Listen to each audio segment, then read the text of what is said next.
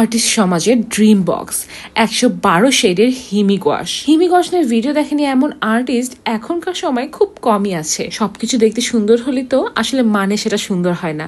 তাহলে এই হিমি গসটা কি ভালো নাকি খারাপ, সেই প্রশ্নের উত্তরই আজকে আপনাদের আর্টফিল শিখতে আপনাদেরকে দিবে। আসসালামু আলাইকুম, আমার চ্যানেলে আপনাদের সবাইকে স্বাগতম। তো চলুন এবার মূল কাজ শুরু করা যাক, সাথেই থাকুন। টেবিলের নিচে কে রে?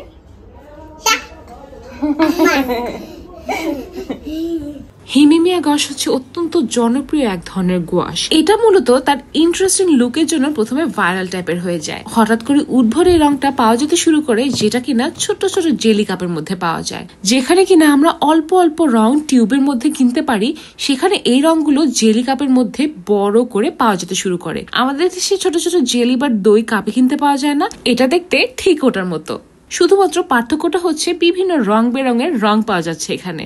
এই জিনিসটা মানুষকে অ্যাট্রাক্ট করতে শুরু করে। শুধুমাত্র আমাদের দেশে নয়, পৃথিবীর বিভিন্ন ধরনের আর্টিস্টের মাঝে এক ধরনের তোলপাড় শুরু হয়ে যায়। আর সবচেয়ে মজার জিনিস হচ্ছে, শুধুমাত্র দেখতে এই জিনিসটা ইন্টারেস্টিং নয়, এবং যে পরিমাণের গোয়াশ পেইন্টটা এটা আপনাকে দিচ্ছে সে অনুযায়ী এটার মানও অনেক ভালো। প্রথমে চলুন কথা বলি গোয়াশ নিয়ে। গোয়াশ গোয়াশ গোয়াশ গোয়াশ জিনিসটা আসলে কি? সবসময় water colour, oil painting, acrylic painting, poster colour painting এগুলো শুনে এসেছি, কিন্তু গোয়াশ জিনিসটা কয়েক বছর ধরে এত পপুলারিটি পেয়েছে। এই গোয়াশ জিনিসটা আসলে কি, চলুন এই জিনিসটা আগে জেনে নিই। গোয়াশ কালার কি? গোয়াশ কালার মূলত এক ধরনের ওয়াটার সলিউবল কালার। এটাকে অপেক ওয়াটার কালারও বলা হয়। ওয়াটার কালারের মতো গোয়াশ কালারের সাথে পানি মিশিয়ে পেইন্টিং করতে হয়। গোয়াশ কালার অ্যাক্রিলিক কালারের মতো অনেক দ্রুত শুকিয়ে যায়, কিন্তু মজার বিষয় হচ্ছে এটা শুকিয়ে যাওয়ার পরও যে কোনো সময় পানি মিশিয়ে আপনি ব্যবহার করতে পারবেন। এই রংগুলোকে ওয়াটার কালারের মতো পানি দিয়ে পাতলা বানিয়েও ব্যবহার করা যায়, আবার অ্যাক্রিলিক কালারের মতো ঘনভাবে ব্যবহার করা যায়, এবং শুকানোর পর গোয়াশ ম্যাট একটা ফিনিশ দেবে। মূলত গোয়াশ কালারকে অ্যাক্রিলিক কালার এবং ওয়াটার কালারের মাঝামাঝি অবস্থানে রাখা যায়। গোয়াশ কালারে সাধারণত ওয়াটার কালারের চেয়ে বেশি বড় পিগমেন্ট পার্টিকেল ব্যবহার করা হয়, যার কারণে গোয়াশ কালার ওয়াটার কালারের চেয়ে বেশি অপেক হয়, বা অন্য ভাষায় বলা যায় যে ট্রান্সপারেন্সি জিনিসটা কম থাকে। গোয়াশ কালারের সঙ্গে বেশি পানি মেশালে আপনি ওয়াটার কালার মতো ইফেক্টও পাবেন, আবার ঘন করে ব্যবহার করলে অ্যাক্রিলিকের মতো একটা আভা আসবে। বিগত কয়েক বছরে গোয়াশ রংটা অনেক বেশি জনপ্রিয়তা অর্জন করেছে, এবং সবচেয়ে বেশি যে নামটা দেখা যায় সেটা হচ্ছে হিমি মিয়া গোয়াশ। আর্টিস্ট সমাজের স্বপ্নের এই রংটা আমাকে গিফট হিসেবে পাঠানো হয়েছে আহবাব শপ থেকে। তাদের ফেসবুক পেজটা আপনারা চাইলে ভিজিট করতে পারেন। তারা বিভিন্ন ধরনের ইউনিক আর্ট সাপ্লাইজ এর প্রোডাক্ট রেখে থাকে। তো চলুন এই রংটার মান আমি আপনাদের সামনে যাচাই করি, এবং আমি আস্তে আস্তে এই 112টা শেডের প্রত্যেকটা রং খাতায় বসিয়ে আপনাদেরকে দেখাবো, যেন আপনারা খুব ভালো করে বুঝতে পারেন যে রঙের মানটা কেমন, এবং আপনারাও নিজে থেকে যাচাই বাছাই করতে পারেন। আমি খুব ভালো করে প্রত্যেকটা রং এখন আপনাদেরকে বসিয়ে দেখাবো। প্রথমে আমি যে ব্রাউন রংটা বসিয়ে নিচ্ছি, খুব ভালো করে আমি প্রথমে ঘন করে লাগিয়েছি, পানি মিক্স করেও লাগিয়েছি। আপনারা দেখতেই পাচ্ছেন কতটা ঘন এবং স্মুথ এই রংগুলো।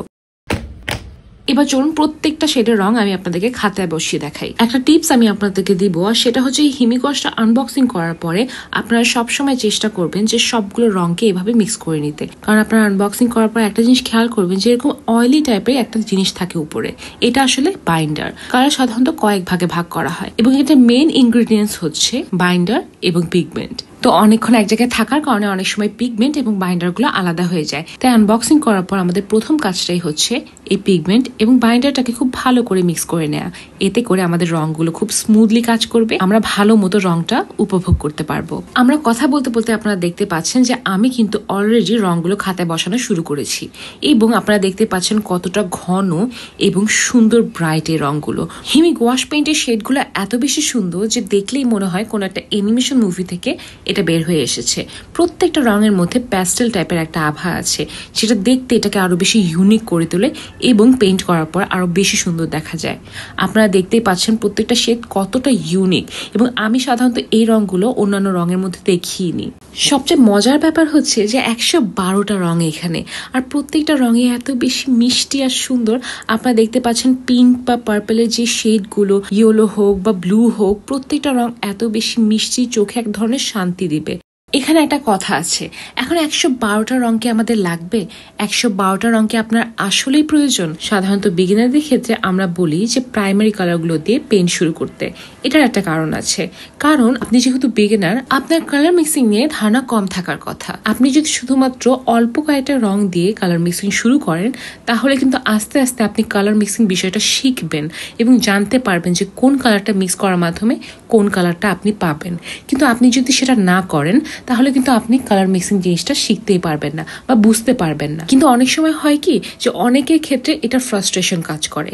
একটা পর্যায়ে যে অনেক চেষ্টা করে তারা মনে রাখতে পারে না এবং তারা চায় যে আমি একটা রেডিমেড কালার পাবো। সো আপনার মাঝে যদি সেই ফ্রাস্ট্রেশনটা কাজ করে যে আমি কালার মিক্স করতে পারছি না এবং আমি রেডিমেড রং চাচ্ছি, তাহলে আপনারা এই রঙের সেটটা নিতে পারেন। এখানে 112টা রঙের শেড আছে, আপনি সব ধরনের প্রায় রং পাবেন, তাই এই রংটা আপনার জন্য হতে পারে। কিন্তু আপনার উদ্দেশ্য যদি হয় কালার মিক্সিং শেখা, তাহলে আপনার এগুলো ব্যবহার না করাই ভালো। রেডিমেড রং পেয়ে গেলে তখন আর মিক্সও করা হবে না, আপনার শেখা হবে না। কিন্তু আপনি যদি এক্সপেরিমেন্ট করতে চান এবং ফ্রাস্ট্রেশন কাজ করে যে আপনি মিক্স করতে পারছেন না, তাহলে অবশ্যই আপনি কিনতে পারেন। আর শখের বসে তো অবশ্যই। আর অনেকে আছে যারা প্রফেশনাল লেভেলে পেইন্ট করে থাকেন, তাদের জন্য কিন্তু এই রংটা ভালো কাজ করবে, কারণ হিমি মিয়া গসের রংটার কোয়ালিটি খুবই ভালো। আমি আপনাদের সামনে এখানে মিক্স করে দেখাচ্ছি এবং আপনারা খুব ভালো করে দেখতে পাচ্ছেন যে কত ভালো মানের এই রংগুলো, কত পিগমেন্টেড। আপনারা নিজে চোখে দেখতে পাচ্ছেন যে প্রত্যেকটা রং কতটা অপেক এবং ভালো মানের, শুকানোর পরেও কত সুন্দর দেখাচ্ছে। আমার মনে হয় আপনার আর্টিস্ট পরিচিত কোনো প্রিয় মানুষ থাকলে তাকে আপনি এটা গিফট করতে পারেন, কারণ যে কোনো আর্টিস্ট এই রংটা পেলে এত খুশি হবে যে আসলে বলে বোঝানো সম্ভব না। এতগুলো রং, এত ব্রাইট সব রং, ভালো কোয়ালিটির রং, এবং অনেকগুলো পেজে এখন কিন্তু ডিসকাউন্ট চলছে। বিশেষ করে আমাকে যে পেজটা এটা পাঠিয়েছে সেখানেও কিন্তু ডিসকাউন্ট চলছে। আহবাব শপে কিন্তু আপনারা এখন অনেক কম প্রাইসে এটা পেয়ে যাচ্ছেন। যখন এটা লঞ্চ হয়েছিল এটা আরো বেশি দামি ছিল, এখন সম্ভবত এটা 2300 টাকা পাওয়া যাচ্ছে ডিসকাউন্ট প্রাইসে। যখন এটা লঞ্চ হয়েছিল খুব সম্ভবত 3 থেকে 4,000 টাকার মতো প্রাইস ছিল।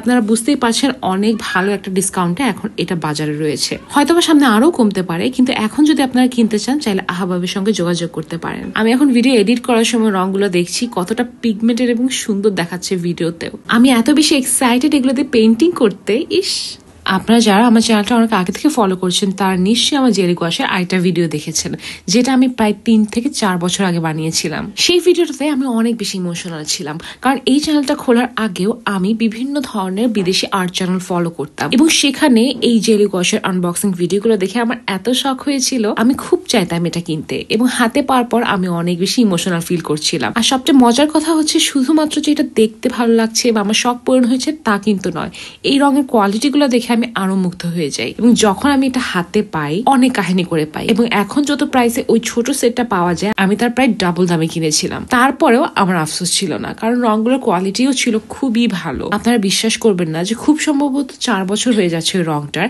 এবং এখন পর্যন্ত রংগুলো অনেক ভালো আছে।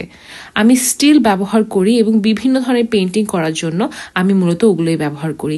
আপনারা নিশ্চয়ই দেখেছেন রংগুলো শুকিয়ে যাওয়ার পরে যখন আপনি পানি দিয়ে অ্যাক্টিভেট করবেন তখন এত সুন্দর ক্রিমি হয়ে যায় যেন একদমই নতুনের মতো। আমি আমার আর্ট বুকগুলোতে যে পেইন্টিং গুলো করে থাকি বেশিরভাগ ক্ষেত্রে সেখানে আমি হিমি গস ব্যবহার করি এবং আমি প্রায় 4 বছর আগে পেইন্টটা কিনেছিলাম, কিন্তু এখনো ওই পেইন্টটা আছে এবং ওই পানিতে অ্যাক্টিভেট করলেও এটা এত সুন্দর পিগমেন্টেড দেখা যায় যে আমি অবাক হয়ে যাই যে পেইন্টটা এখনো কিভাবে এত ভালো আছে। আর এখন তো আমি নতুন এই বড় সেটটা পেয়েই গেলাম। ইনশাল্লাহ এই সেটটা থাকার কারণে আমার অনেক দিন হিমি গস কেনা লাগবে না। আর যদি একটা রং শেষ হয়ে যায় এগুলো খুচরাও কিনতে পাওয়া যায়, তাই আপনারা চাইলে একটা স্পেসিফিক কালার কিন্তু খুচরাও কিনতে পারবেন। তো কোনো টেনশনই নেই, একটা বক্স কিনলে আসলে আপনার অনেক দিন যাবে, শেষ হয়ে গেল আপনি আবার সেটা রিফিল করে ফেললেন। এত দারুণ একটা বক্স, এত দারুণ সব সুবিধা, আমি তো মুগ্ধ হিমি নিয়ে। এবং আমি আসলে হিমি মিয়া গসের একদম ফ্যান এবং বাংলাদেশে যখন আসেনি তখন থেকে ফ্যান, কারণ আমি আলাদা করে অর্ডার দিয়ে আনানোর ব্যবস্থা করেছিলাম কিন্তু সেটা কোনো একটা কারণে ক্যান্সেল হয়ে যায় এবং যখন প্রথমবার এটা বাংলাদেশে আসে আমি সবার ফার্স্টে ওটা অর্ডার করেছিলাম। আমার এখনো ওই দিনের কথা মনে পড়ে যে আমি কতটা এক্সাইটেড ছিলাম। তো একে একে করে কিন্তু আমি 112টা রং আপনাদেরকে পেপারে বসিয়ে রেখেছি। আপনারা খুব ভালো করে দেখতে পাচ্ছেন যে কালারের কোয়ালিটিটা কত ভালো, যে পেপারে বসানোর পরে কতটা পিগমেন্টেড দেখাচ্ছে। আশা করি আপনারা নিজেরাই বুঝতে পারছেন যে এটা অনেক ভালো মানের একটা রং। বক্সটা লাগানোর আগে আমি সুন্দর করে স্প্রে করে নিচ্ছি যেন ফাঙ্গাস না পড়ে এবং রংগুলো ভেজা থাকে। আশা করি আজকের ভিডিওটা আপনাদের কাছে অনেক ভালো লেগেছে। যদি ভালো লেগে থাকে তাহলে আপনার আর্টিস্ট ফ্রেন্ডদের সঙ্গে শেয়ার করুন। আপনারা শেয়ার করেন না কেন? ইনশাল্লাহ পরের ভিডিওতে আবার দেখা হবে। নতুন সব এক্সপেরিমেন্ট নিয়ে চলে আসবো আপনাদের মাঝে। আমি কিন্তু মজার সব এক্সপেরিমেন্ট শর্ট আকারে আপলোড করছি। আপনার কি আমার শর্টগুলো দেখছেন? কেমন লাগছে বলুন তো? আর না দেখে থাকলে ওগুলো দেখে আসেন। ইনশাল্লাহ পরের ভিডিওতে আবার দেখা হবে। অনেক অনেক শুভকামনা, ভালোবাসা হলো আপনাদের জন্য। আল্লাহ হাফেজ।